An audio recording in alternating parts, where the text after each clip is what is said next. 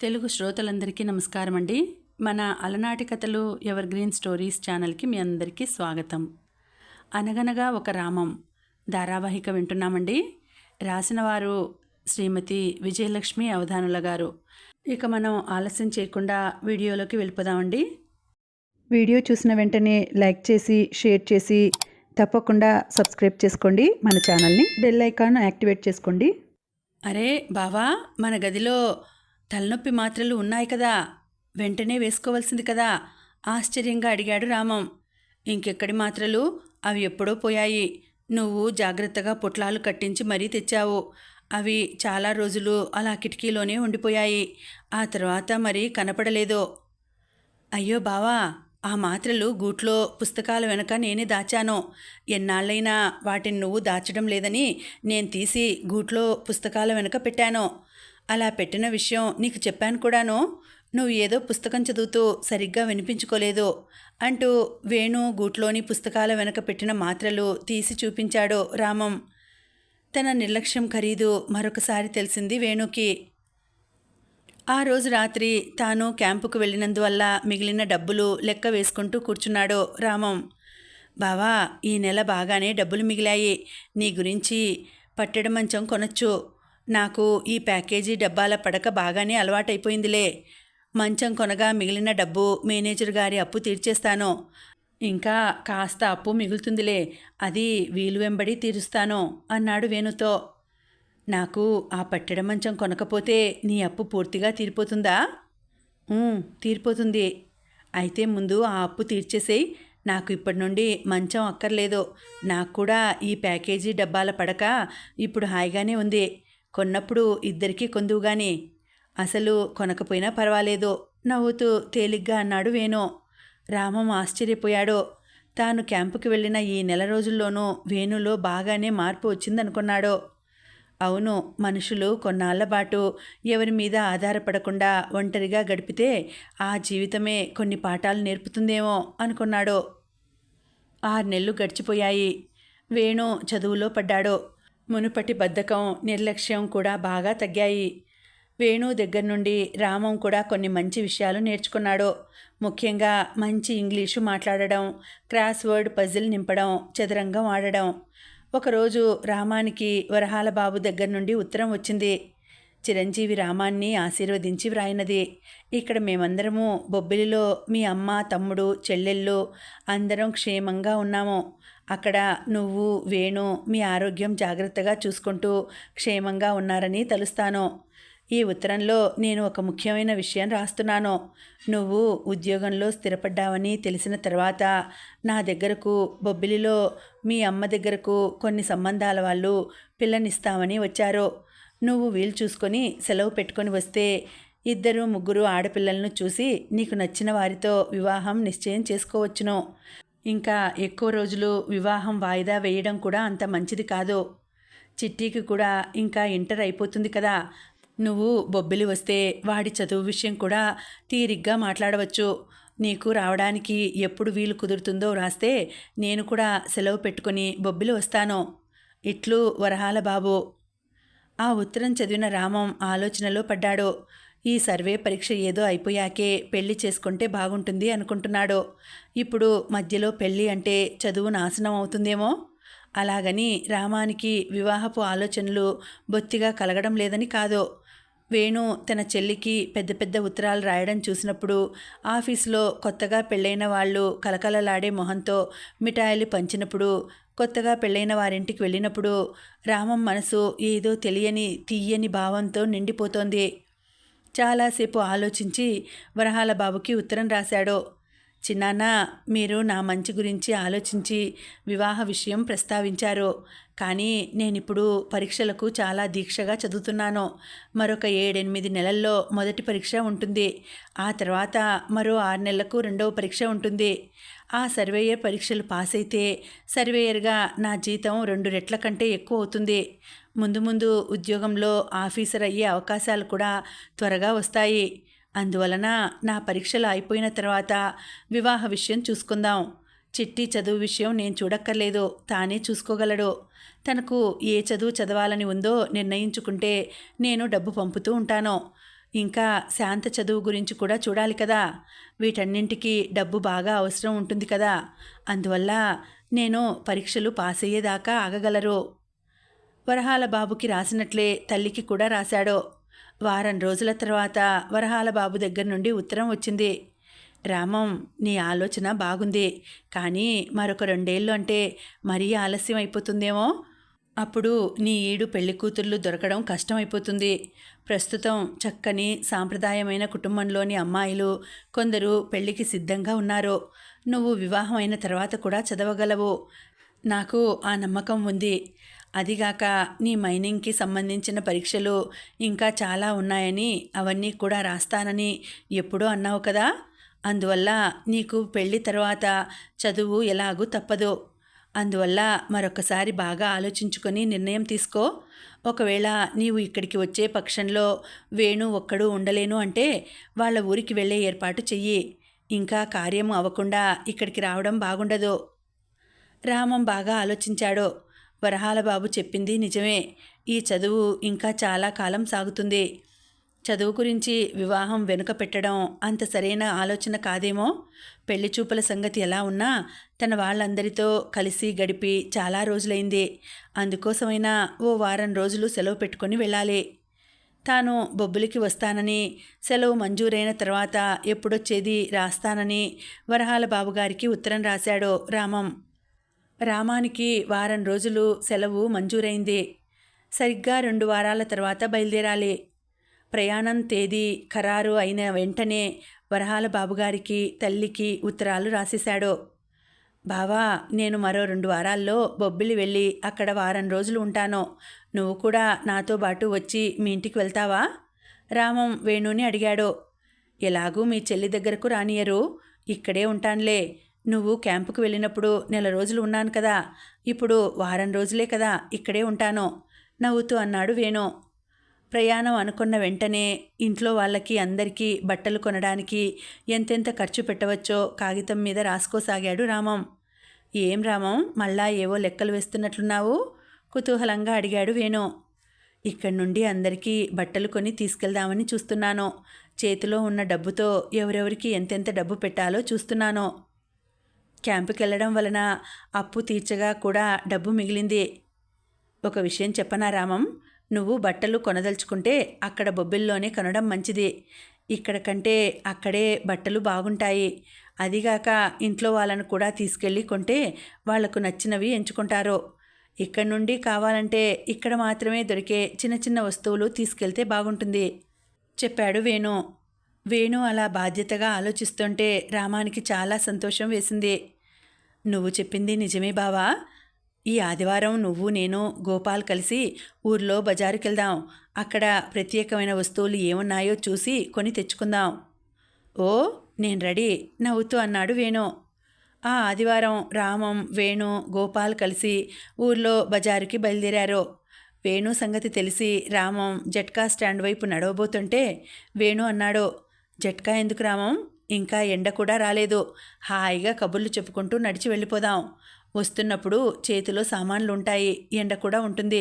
అందువల్ల కావాలంటే వస్తున్నప్పుడు జట్కా మాట్లాడుకుందాం. వేణులో వచ్చిన మార్పు చూసి రామానికి, గోపాల్కి కూడా ముచ్చట వేసింది. ముగ్గురు బజారుకు వెళ్ళారు. అక్కడ ఒక దుకాణంలో అద్దాలు అతికి ఉన్న 1 అంగుళం వెడల్పు ఉన్న మట్టి గాజులు ఉన్నాయి. ఇటువంటివి మన వైపు దొరకవు. ఇంట్లో ఉన్న ఆడపిల్లలందరికీ ఇవి కొందాం అన్నాడు రామం. బొబ్బిలిలో ఉన్న ఆడపిల్లలకు, వరహాల బాబుగారింట్లో ఉన్న ఆడపిల్లలకు, తల్లికి, పినతల్లులకి అందరికీ ఒక్కొక్క జత గాజులు కొన్నాడు రామం. చిరిమిరిలో ఊలుతో స్వెటర్లు అల్లుతారు.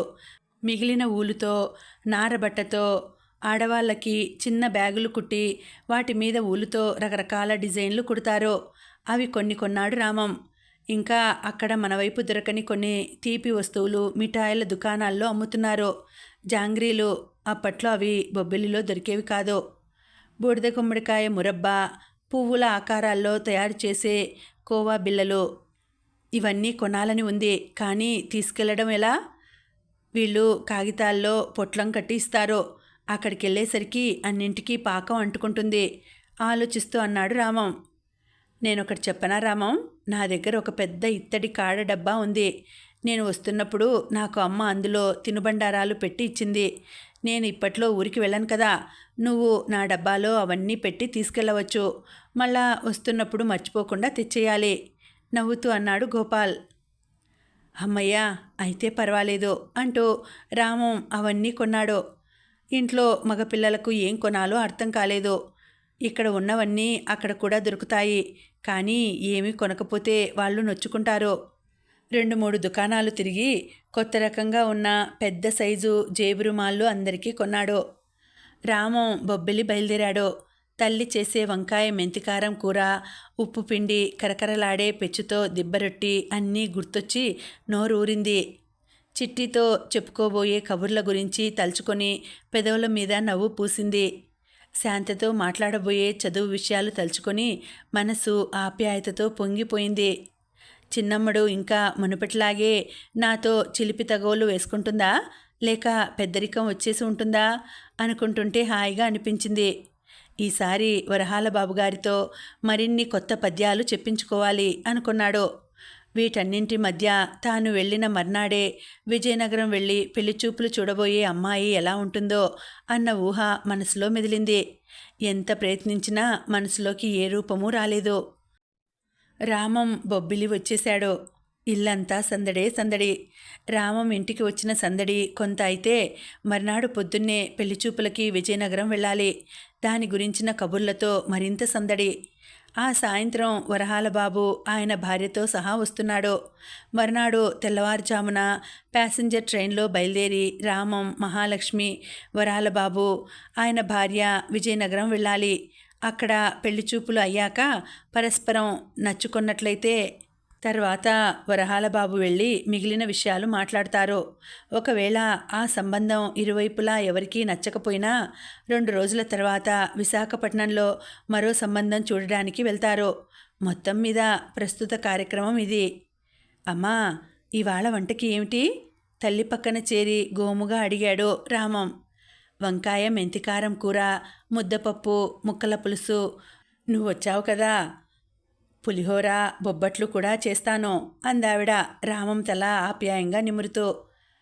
బొబ్బట్లు, పులిహోర మరొక రోజు చేద్దువుగానిలే అమ్మా. నేను అక్కడి నుండి కొన్ని తీపి మిఠాయిలు, కచోరీ అని ఒక కారం తినుబండారం తీసుకొచ్చాను. అవి ఎక్కువ రోజులుంటే పాడైపోతాయి. వాటిని మధ్యాహ్నం భోజనంలో తినేద్దాం అన్నాడు. సరే, అలాగేలేరా అంది మహాలక్ష్మి నవ్వుతూ. అన్న తెచ్చిన గాజులు చూసుకుంటూ చెల్లెళ్ళు మురిసిపోతుంటే తన కోసం తెచ్చిన కొత్త రకం రుమాలుని స్నేహితులకి చూపెట్టడానికి చిట్టి వీధిలోకి పరిగెత్తాడు. రామం తెచ్చిన తినుబండారాలను ముందుగా వరహాల బాబుగారి ఇంట్లో ఇవ్వడానికి వేరుగా ఒక డబ్బాలోకి తీసి ఉంచింది మహాలక్ష్మి. ఒరేయ్, 3 రకాల తీపి పదార్థాలు భోజనంలోకి ఎందుకురా? ఇందులో కోవా బిళ్ళలు సాయంత్రం నేను చేసిన జంతికలతో పాటు తినవచ్చు. మధ్యాహ్నం భోజనాల్లోకి ఈ జాంగ్రీలు, కచోరీలు తిందాము. ఈ మురబ్బా రేపు తిందాం ఏం అంది మహాలక్ష్మి రామంతో. నీ ఇష్టమమ్మా నవ్వుతూ అన్నాడు రామం. ఆ సాయంత్రం చీకటి పడుతున్నప్పుడు వచ్చాడు వరహాల బాబు. క్షేమ సమాచారాలు, కొన్ని పిచ్చాపాటి మాటలు అయ్యాక రామం వరహాల బాబు వైపు చూస్తూ అడిగాడు. ఏం చిన్నానా, ఆ విజయనగరం వాళ్ళకి మన విషయం చెప్పారా? మన విషయమా అంటే? అంటే శాంతకు, చిట్టికి టీబీ వచ్చిన విషయము, కొన్నాళ్ళు శానిటోరియంలో ఉండి వచ్చిన విషయము. వరహాల బాబు, అతని భార్య ఒకరి మొహం ఒకరు చూసుకున్నారు. ఇప్పుడు అవన్నీ తగ్గిపోయి అందరూ క్షేమంగా ఉన్నారు కదా, అందుకే అవన్నీ చెప్పలేదు. వరహాల బాబు కొంత మౌనం తర్వాత సమాధానం ఇచ్చాడు. అయ్యో, చెప్పవలసింది చిన్నాన్న, మనం అలా దాచకూడదు. శాంత విషయం మీరు చూశారు కదా ఏమైందో. పోనీ ఇప్పటికీ మించిపోయింది లేదు. రేపు పెళ్లి చూపులకు వెళ్ళినప్పుడు చెప్పేద్దాం. చిన్నాన్న, పోనీ మీకు చెప్పడానికి ఇబ్బందిగా ఉంటే నేనైనా చెప్పేస్తాను చెప్పాడు రామం దృఢంగా. ఒరేయ్, ఇప్పుడు వాళ్ళకి మనం పనిగట్టుకొని అవన్నీ చెప్పవలసిన అవసరం ఉందా? బహుశా వాళ్ళు అన్ని విషయాలు కనుక్కొనే మన దగ్గరకు వచ్చి ఉంటారు. మహాలక్ష్మి మధ్యలో కల్పించుకొని అంది. వద్దమ్మా, అలా మాట్లాడకు. మనకే ఎవరైనా అలా చేస్తే ఊరుకుంటామా? చెప్పి తీరాలి అన్నాడు రామం. మహాలక్ష్మి నిస్సహాయంగా చూసింది. సరేరా, నీ ఇష్టం అంది నిర్లిప్తంగా. నీకు కోపం వచ్చినట్లుందమ్మా. ఊహూ, అలా కోపంగా ఉండకు. ఇన్నాళ్ల తర్వాత వచ్చాను, నాకు బాగుండదు. అంతా మన మంచికేనమ్మా అంటూ రామం వెనక నుండి తల్లి భుజాల చుట్టూ చేతులు వేసి గోముగా అన్నాడు. బడవా, ఉత్తరాదికి వెళ్ళినప్పటి నుండి నీకు అల్లరి ఎక్కువైంది అంది మహాలక్ష్మి నవ్వుతూ. మర్నాడు పొద్దున్నే బయలుదేరి అందరూ విజయనగరం వెళ్లారు. విజయనగరం ఇల్లు కూడా బొబ్బిలి ఇల్లులాగే 2 లోగిళ్ళ సావిడి ఇల్లు. వీళ్ళు వెళ్ళేసరికి పెళ్లికూతురు తండ్రి కామేశ్వర శాస్త్రి వీధి అరుగు మీద కూర్చుని వీళ్ల గురించి ఎదురు చూస్తున్నాడు. అరుగు మీదే ఒక పక్కగా తలతలలాడేట్లు తోమిన ఇత్తడి గంగాళం నిండా నీళ్లతో ఉంది. గంగాళం పక్కనే బంగారం లాంటి ఇత్తడి చెంబు పెట్టి ఉంది. వీళ్ళని చూడగానే రండి బావగారు రండి అంటూ లేచి నిలబడి అందర్నీ ఆహ్వానించాడు. ఒసేయ్, వాళ్ళొచ్చారు, బయటకురా. ఒరేయ్ గోపాలం, వచ్చి మామయ్య గారు వాళ్ళకి కాళ్ళకి నీళ్ళివ్వరా అంటూ లోపలికి కేక పెట్టాడు.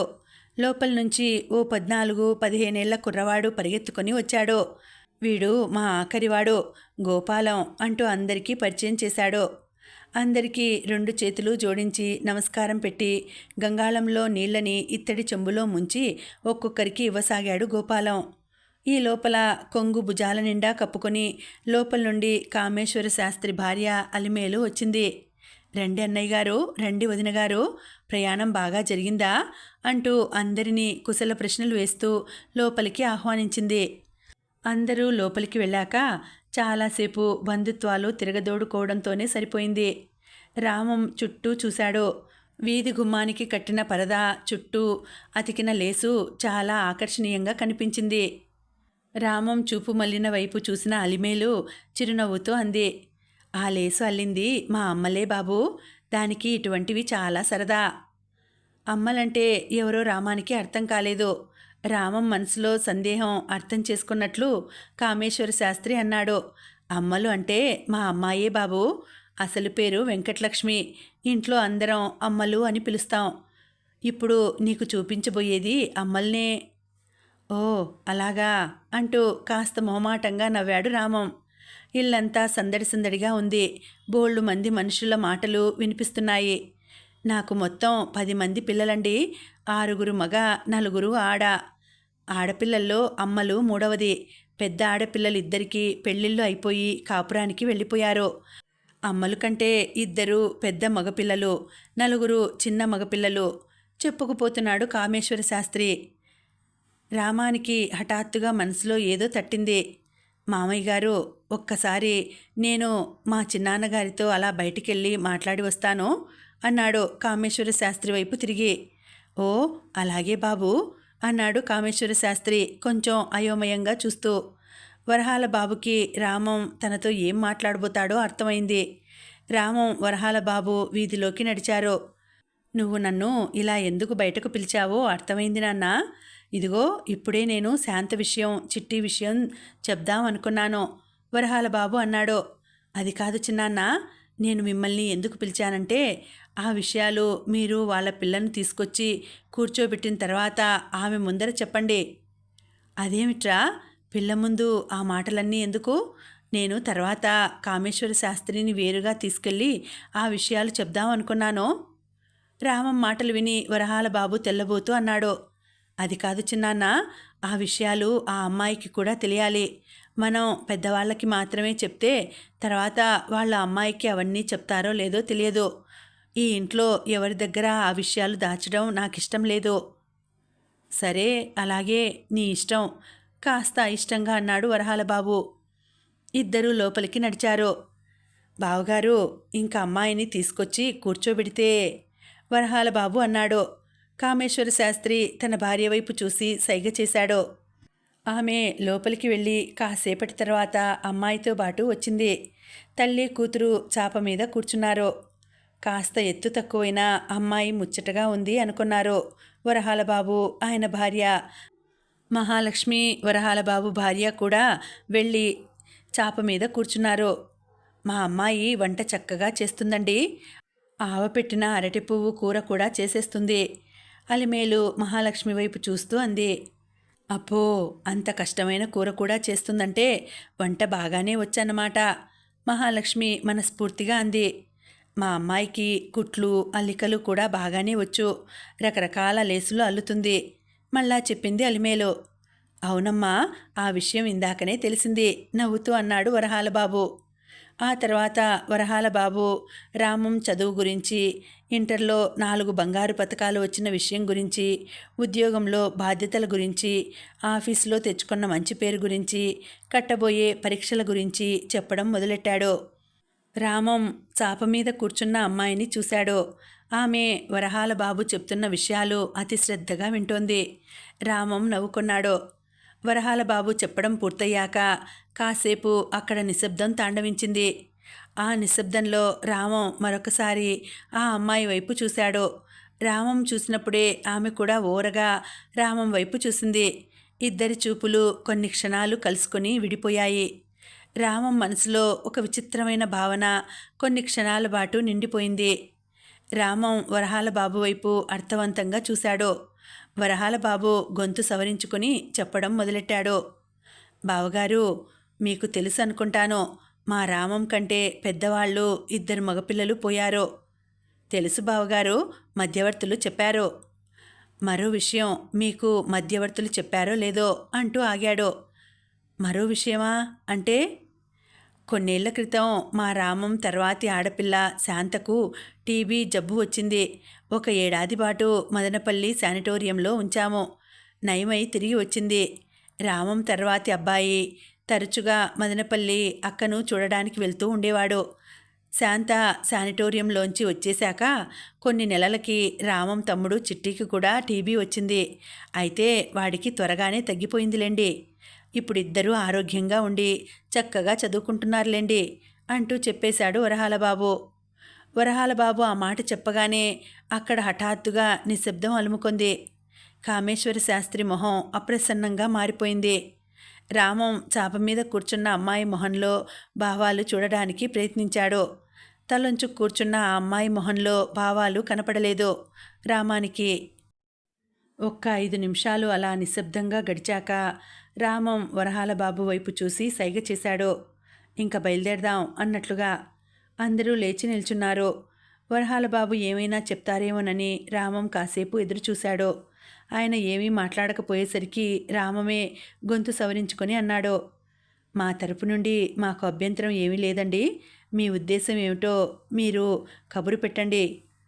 అలాగే బాబు అన్నాడు కామేశ్వర శాస్త్రి కాస్త ముభావంగా. అలిమేలు తన కూతురి చెయ్యి పట్టుకుని లోపలికి తీసుకుపోయింది. చాపమీంచి లేచి నిల్చున్నప్పుడైనా ఆ అమ్మాయి తన మొహం వైపు చూస్తుంది అనుకున్నాడు. ఊహూ, అలా కూడా జరగలేదు. అలా తల వంచుకుని ఆమె లోపలికి వెళ్ళిపోయింది. అందరూ బయటకు నడిచారు. వీళ్లకు వీడ్కోలు చెప్పడానికి ఇంటిల్లిపాది బయటకు వచ్చారు, అమ్మలు తప్ప. మొహం కాస్త అప్రసన్నంగా మారిన కామేశ్వర శాస్త్రి రామం కుటుంబాన్ని జట్కా స్టాండ్ దాకా వచ్చి దిగబెట్టాడు. ఒరేయ్, ఈ సంబంధం ఏమీ కుదిరేటట్లు లేదురా. చూసావా, మనం టీవీ గురించి చెప్పగానే ఆ పెళ్లికూతురు తండ్రి మొహం ఎలా మారిపోయిందో. మనం ఒక పని చేద్దాం. రేపు మంచి రోజు, విశాఖపట్నంలో ఒక సంబంధం ఉందని చెప్పాను కదా, వెళ్ళి చూసి వద్దాం అన్నాడు ఆ రోజు సాయంత్రం వరహాలబాబు. అవును వరహాలబాబు, నాకు అలాగే అనిపిస్తోంది అంది మహాలక్ష్మి. ఊహూ, అలా వద్దమ్మా. నాకు విజయనగరం అమ్మాయి నచ్చింది. వాళ్ళు తమకు ఇష్టం లేదని చెప్పిన తర్వాతనే మనం మరొక పెళ్లి చూపులకు వెళ్దాం. ఈ లోపున మరొక పెళ్లి చూపులు వద్దు. అది కాదు నాన్న, నువ్వేమో వారం రోజులు మాత్రం సెలవు పెట్టుకుని వచ్చావు. అందులో 2 రోజులు రాను, 2 రోజులు పోను, 4 రోజులు ప్రయాణంలోనే అయిపోయింది. ఉన్న 3 రోజుల్లోనూ వాళ్ళ దగ్గర నుండి కబురు వచ్చేదెప్పుడు? మనం మరొక సంబంధం చూసుకునేదెప్పుడు? వరహాల బాబు అన్నాడు. పోన్లే చిన్నాన్న, ఈసారి కాకపోతే మరొకసారి వచ్చినప్పుడు చూద్దాం. పెళ్ళికి ఇప్పుడు అంత తొందర ఏమీ లేదు కదా, తేలిగ్గా అన్నాడు రామం. అది కాదు నాన్న, ఆ విశాఖపట్నం అమ్మాయి ఇంకా పొడుగ్గా ఉంటుందట, ఇంకా తెల్లగా ఉంటుందట. మహాలక్ష్మి నచ్చ చెప్దామని చూసింది. రామం పెద్దగా నవ్వాడు. అమ్మా, నువ్వు భలేగా చెప్తావు. విశాఖలో అమ్మాయి కంటే మరో విజయవాడ అమ్మాయి ఇంకా తెల్లగా ఉండొచ్చు, ఇంకా పొడుగ్గా ఉండొచ్చు. ఇదేమీ దుకాణాల్లో బట్టలు ఎంచుకోవడం కాదు కదమ్మా, పెళ్ళి కాకముందు కాబట్టి మరొక అమ్మాయిని చూద్దాం అంటున్నావు. పెళ్ళైన తర్వాత మరొక అమ్మాయి ఇంకా తెల్లగా ఇంకా పొడుగ్గా కనబడితే అప్పుడు కట్టుకున్న పిల్లను వదిలేయను కదా. అది కాదురా, నాకెందుకో ఆ పిల్లకి కూడా మనం టీబీ విషయం చెప్పిన తర్వాత నచ్చలేదు అనుకుంటా, వరహాల బాబు అందుకున్నాడు. నీ ఊహ సరైనదే అవ్వచ్చు చిన్నాన్న, కానీ అది వాళ్ళ నోట్లోంచి రాని. ఆడపిల్లలు నలుగురి మధ్య నోరు విప్పి ఏం చెప్పగలరు, మనం వేచి చూద్దాం అన్నాడు రామం. ఆ రోజు ఎంత నచ్చ చెప్దామని చూసినా రామం వినలేదు. రామం వెళ్లే రోజు దాకా విజయనగరం నుండి కబురు కూడా రాలేదు. బెడ్డింగ్ కట్టడం పూర్తి చేసి బట్టలు సర్ది ఉంచిన చిన్న ట్రంకు మీద పెట్టాడు రామం. సామాన్లు సర్దుకోవడం అయిందా అన్నయ్య అంటూ వచ్చింది సత్యవతి అక్కడికి.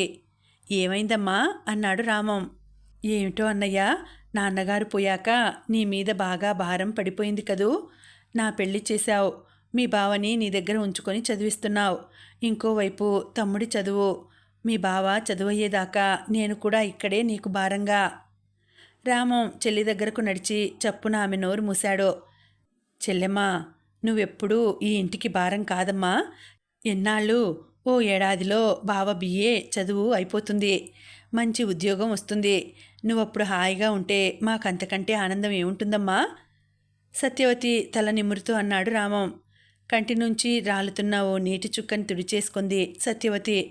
అన్నయ్య, మరేమో మొన్న మీ బావ దగ్గర నుంచి ఉత్తరం వచ్చింది, ఆయన రాశారు.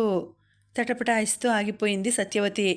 చెప్పమ్మా, నీకేమైనా చెప్పమన్నారా? అవునన్నయ్య, మరి నువ్వు బావా అక్కడెక్కడో ఉత్తరాదిన చిరిమిరిలో ఉంటారు కదా, అక్కడ భోజనం ఎలాగుంటుందన్నయ్యా? అక్కడ వాళ్ళ తిండి వేరమ్మా, కానీ అదృష్టవశాత్తు అక్కడ తమిళం వాళ్ళు నడుపుతున్న ఒక మెస్సు ఉంది, అక్కడే నేను బావా తింటుంటాం. రోజు పొద్దున్న ఇడ్లీ సాంబార్ తింటారట కదా, ఆయన రాశారు. అవునమ్మా, 2 ఇడ్లీలకి 1 అణా తీసుకుంటారు. ఇడ్లీలతో పాటు సాంబార్ ఎంతైనా తినొచ్చు. ఎంత సాంబార్ తిన్నా దానికి ఎక్కువ డబ్బు వసూలు చేయరు. ఇద్దరికీ చెరో ఇడ్లీ కొంటాను. 1 ఇడ్లీ, బోల్డ్ సాంబారు. ఆ సాంబారు ఎంత రుచిగా ఉంటుందో తెలుసా? ఆ సాంబార్తోనే కడుపు నిండిపోతుందనుకో ఉత్సాహంగా చెప్పసాగాడు రామం. కానీ ఆయనకి ఆ 1 ఇడ్లీ సరిపోవడం లేదటన్నయ్యా. ఆ విషయమే ఉత్తరంలో రాశారు, నెమ్మదిగా అంది సత్యవతి. రామం మొహంలోని నవ్వు గప్పున ఆరిపోయింది. అయ్యో, ఈ విషయం నాకసలు ఎందుకు తట్టలేదు.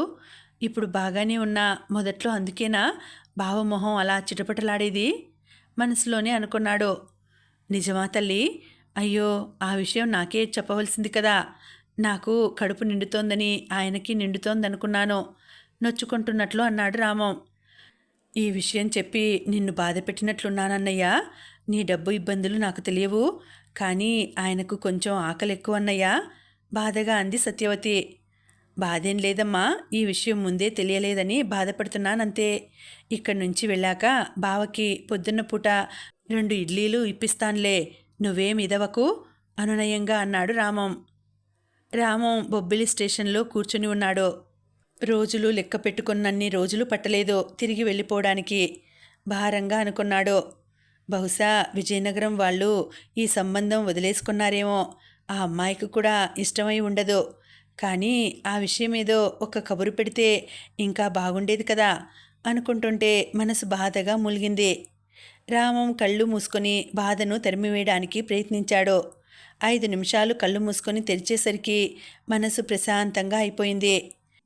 కోరికలుంటేనే కదా మనసులో బాధ ఉంటుంది, పెళ్లి చేసుకోవాలన్న కోరికే లేకపోతే అనుకున్నాడు నవ్వుకుంటూ.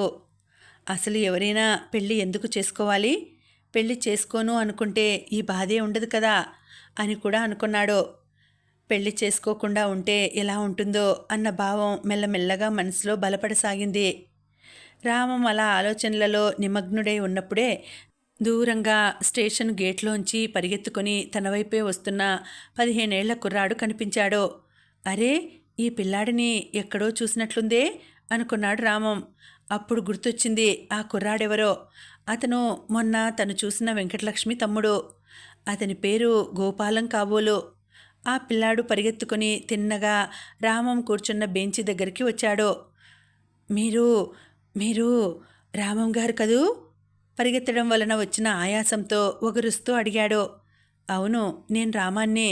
నువ్వు గోపాలం కదూ?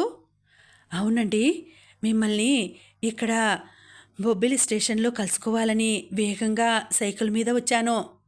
ఏమిటి, విజయనగరం నుంచి సైకిల్ మీద వచ్చావా? ఎందుకు? ఆశ్చర్యంతో అడిగాడు రామం. విజయనగరం నుండి బొబ్బిలి సైకిల్ మీద రావాలంటే కనీసం 2-3 గంటలు పడుతుంది. చిన్న కుర్రాడు కాబట్టి మరింత వేగంగా తొక్కితే గంటన్నరలో వచ్చేయగలడు. రామం ఆ కుర్రాడి వైపు అబ్బురంగా చూశాడు.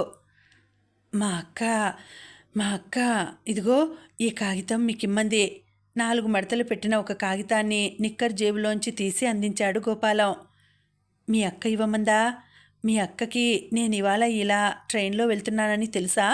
ఆశ్చర్యంగా అడిగాడు రామం. మీరు పెళ్లి చూపులకి వచ్చిన రోజు మా నాన్నగారితో చెప్తుంటే విందట. మీరు ఫలానా రోజు ఫలానా ట్రైన్లో వెళ్తున్నారని. నిన్న రాత్రి పక్కింటి మాస్టర్ గారింటికి వెళ్ళి ఆ ట్రైన్ ఎప్పుడు బయలుదేరుతుందో నన్ను కనుక్కోమంది. ఇవాళ పొద్దున్నే నన్ను గుడికి పంపుతున్నట్లు చెప్పి ఇలా పంపింది చెప్పాడు గోపాలం. ఆశ్చర్యంగా చూశాడు రామం. ఒక ఆడపిల్లకి ట్రైన్లు వాటి టైములు గురించి తెలియడం అంతా అబ్బురంగా అనిపించింది. మీ అక్క బాగా పుస్తకాలు చదువుతుందా? కుతూహలంగా అడిగాడు. మా ఇంట్లో బోల్డు విశ్వనాథ సత్యనారాయణ గారి పుస్తకాలున్నాయండి. అవన్నీ అక్క చదివేసింది. ఇంకా తెలుగు పేపర్లు కూడా చదువుతుంది. అవునా? ఆశ్చర్యంగా ఆనందంగా అన్నాడు రామం. ఇంతలో ట్రైను ప్లాట్ఫారం మీదకి వస్తున్నట్లు గంట గనగన మోగింది. దూరంగా రైలు కూత కూడా వినిపించింది. అదిగో ట్రైన్ వచ్చేస్తోంది. ఇక్కడ 1 నిమిషమే ఆపుతాడు. ట్రైన్ ఎక్కాక మీ అక్క రాసినది చదువుతాను. మడిచిన కాగితాన్ని జేబులో పెట్టుకుంటూ అన్నాడు రామం. రైలు బండి వచ్చి ఆగింది. గోపాలం వైపు తిరిగి చెయ్యూపి ఒక చేతిలో ట్రంకు మరో చేతిలో బెడ్డింగు పట్టుకుని ట్రైన్ వైపు పరిగెత్తాడు రామం. కిక్కిరిసి ఉన్న కంపార్ట్మెంట్లో ఒక మూల చిన్నగా జాగా చూసుకొని ట్రంకుని అక్కడ పెట్టి దానిమీద బెడ్డింగు పెట్టి దానిమీద కూర్చున్నాడు రామం. జేబులోంచి 4 మడతలు పెట్టిన కాగితాన్ని తీశాడు. నోట్బుక్లోంచి చింపిన రూళ్ల కాగితం మీద పెన్సిల్తో రాసిన ఉత్తరం అది. పైన సంబోధన లేదు. ఉన్నవి 4 వాక్యాలు. మీ ఇంట్లో క్షయ ఉందని ఇంకేవేవో అంటూ మా నాన్నగారు మీ సంబంధం వద్దనుకుంటున్నారు. కానీ నాకు మిమ్మల్ని పెళ్లి చేసుకోవాలని ఉంది. నేను మా నాన్నగారిని ఎలాగైనా ఒప్పిస్తాను. మీరు మరొక సంబంధం చూసుకోవద్దని నా ప్రార్థన. ఇట్లు వెంకటలక్ష్మి. 20 ఏళ్ల రామానికి ఆ ఉత్తరం చదువుతుంటే ఏదో చల్లని పిల్ల తెమ్మెర ఏవేవో మధురమైన సువాసనలు మోసుకొస్తున్నట్లు అనిపించసాగింది. అరగంటకొకసారి మొత్తం 10 సార్లు చదివాడా ఉత్తరాన్ని. అంతకు కొన్ని గంటల క్రితం తను సన్యాసం తీసుకుందాం అనుకున్న విషయం మర్చిపోయాడు. అప్పటికప్పుడు ఆ ఉత్తరానికి జాబు రాసేయాలనిపించింది. వాళ్ళ నాన్న అడ్రస్సు తన దగ్గర ఉంది. కానీ ఉత్తరం రాసినా వాళ్ళ నాన్నే దాన్ని అందుకొని చదువుతాడు. ఆ అమ్మాయికి ఉత్తరం రాయాలి. ఎలాగా? తీవ్రంగా ఆలోచించసాగాడు. ఆఖరికి ఒక ఉపాయం తోచింది. విజయనగరంలోనే తన స్నేహితుడు ఒకడున్నాడు. అతని అడ్రస్సుకి ఉత్తరం రాసి వెంకటలక్ష్మికి అందచేయమనాలి. ఆ ఆలోచనతో రామం మనసులో ఉత్సాహం ఉరకలు వేసింది. మనసు నిండా నిండిన ఉత్సాహంలో మధ్య మధ్య తన చెల్లెలు చిన్నమ్మడు బావకి ఒకే ఒక ఇడ్లీ పెట్టడం గురించి చెప్పిన మాటలు గుర్తొచ్చి మనసులో చిన్న ముళ్ళు గుచ్చుకున్న భావన కలుగుతోంది. చిరిమిరి చేరగానే మొదట చేయవలసిన పని తన స్నేహితుడు శివానికి ఉత్తరం రాయడం. ఇంకా ఉందండి, కథ కొనసాగుతుంది. మళ్ళీ వచ్చే వీడియోలో తర్వాతి భాగం తెలుసుకుందాం. అంతవరకు సెలవు. నమస్తే.